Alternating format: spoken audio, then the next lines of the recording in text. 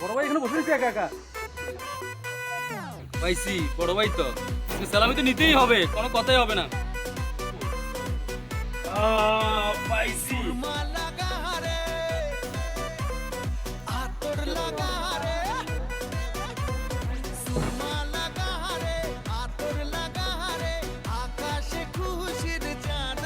আসসালামু আলাইকুম। ওয়ালাইকুম সালাম। বড় ভাই ঈদ মুবারক। ঈদ মোবারক। ভালো আছেন? আলহামদুলিল্লাহ ভালো আছি।